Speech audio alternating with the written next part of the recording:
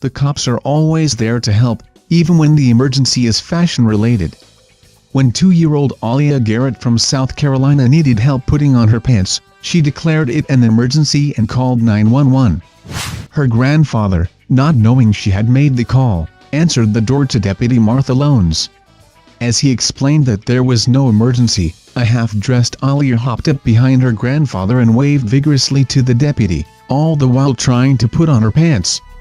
Deputy Lones sat Alia down and helped her out, one leg at a time. Next, Alia asked for help with her shoes. A 4-year-old kid named Johnny decided to call 911 when he needed help with his math homework. Amazingly, the dispatcher helped him. 911 emergency. Yeah, I need some help. What's the matter? With my math. Was it your mouth? No, it's my math. I have to do it. Will you help me? Sure. Where do you live? No, it's my math. Yeah, I know it. Where do you live, though? No, I want you to talk to me on the phone. No, I can't do that. I can send someone else to help you. Okay, What kind of math do you have that you need help with? I have takeaways. Oh, you got to do the takeaways? Yeah. All right, what's the problem? You have to help me with my math. Okay. Tell me what the math is. Okay, 16, Yeah. take away 8. Uh-huh. Is what? You tell me, how much do you think it is? I don't know, 1. No. How old are you? I'm only 4. 4? Yeah. Yeah. What's another problem? That was a tough one. Oh, here's one. 5, take away 5. 5, take away 5. And how much do you think that is? 5. Johnny, what are you doing? Just playing math off of me right now. What did I tell you about playing on the phone? Your mother. Need help? The car says that. I didn't mean to police. A 10-year-old boy said he feared for his life when he called 911 on his father, Owen Gilman, for driving drunk and traveling at a high rate of speed. The child also told them that he was so scared that he was considering jumping from the moving vehicle because it was a better option than crashing at the speeds that they were traveling. Moments later, the call was lost as it was being transferred to Connecticut State Police. Just after that, troopers were called to the scene of a serious 2-vehicle crash in which the vehicle driven by Gilman, a 2007 Mercedes-Benz C230, rear-ended a Jeep Grand Cherokee. The collision sent the Jeep and its occupant 50 feet off the shoulder of the interstate and down an embankment where it overturned. The 10-year-old boy and his sister were brought to a local hospital and treated for lacerations suffered in the crash. Gilman was uninjured, but was immediately arrested after failing a field sobriety test. A 7-year-old girl from Old Bridge, New Jersey called 911 in a panic after she knocked over her elf on the shelf. Isabel Lamperuta was terrified she had ruined Christmas, as she thought the elf would lose its magic after she accidentally hit it with a ball. The police are required to visit a home if a child calls 911. Isabel's mother, Lynanne Lamperuta, had been upstairs taking a nap and awoke to Isabel trying to dismiss the police from the front porch. Luckily for her, they were very understanding. To her, it was an emergency when she touched the elf. She's going to ruin Christmas, so that was her emergency. In her mind, she did right, and it was fine with us. In 2015, a brave 5-year-old boy used his mom's phone to call 911 after she was killed in a car crash alongside his big sister.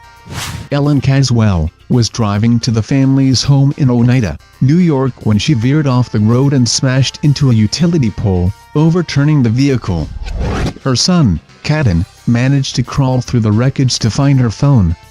He called his dad and told him, "Dad, Mom and Sissy are dead, and I am in the woods in a bush." The father knew his phone battery was fading, so he told the boy to dial 911 to get help. The boy told the dispatcher his mother and sister were dead, and he didn't know exactly where he was, but police found the vehicle after Caden honked its horn.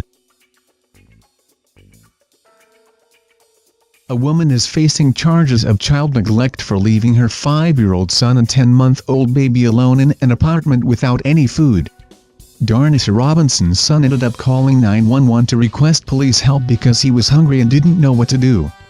A neighbor told reporters that she watched the cops bring McDonald's to the little boys and feed them. Police say the children had been left alone in the home for more than 4 hours. A Woodbridge woman is facing a child neglect charge after the 1-year-old girl she left home alone called 911. Police came to the home to investigate a 911 call. When they arrived, they found the front door open and a small child alone in the home. Police say Felicita Ortiz Sordo, a relative of the child, returned to the home a short time later. Sordo was charged with abandonment of an infant. A disgruntled child called 911 after his mother refused to give him Oreo cookies. Police thought they were responding to a domestic violence call when the 7-year-old boy said his mother threw a knife at him. "Kathy is throwing stuff at my face, and I almost died, and she threw a knife at me," the boy told the dispatcher. The dispatcher asked for Kathy's age and wanted to know her relation to the boy. "She's my birth mom," he answered. The dispatcher then told him a police officer was going to come by. When officers arrived, they found no signs of abuse. They discovered that the boy called the police on his mother when she refused to give him any more Oreo cookies. They then talked to him about the importance of dialing 911.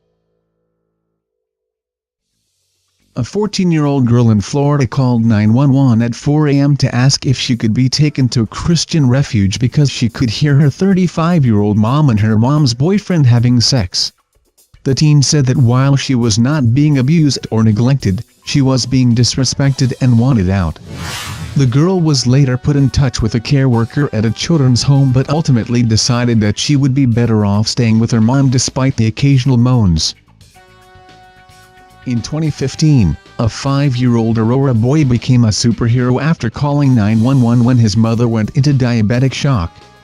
Aiden Byers' mom, Tara Gunderlock, is a type 1 diabetic who was incoherent when he called 911 for help. There were no other adults around, but Aiden remembered that his grandmother had taught him how to make an emergency call. The boy told the 911 dispatcher that he didn't know what was happening to his mother. "She's sleeping, and she opens her eyes, but she never answers me," he told the dispatcher. He didn't know his address, so the 911 dispatcher traced the call and paramedics were soon on their way. Dialing a phone doesn't come easy for Aiden. He has arthrogryposis and club hands and feet, his mom said.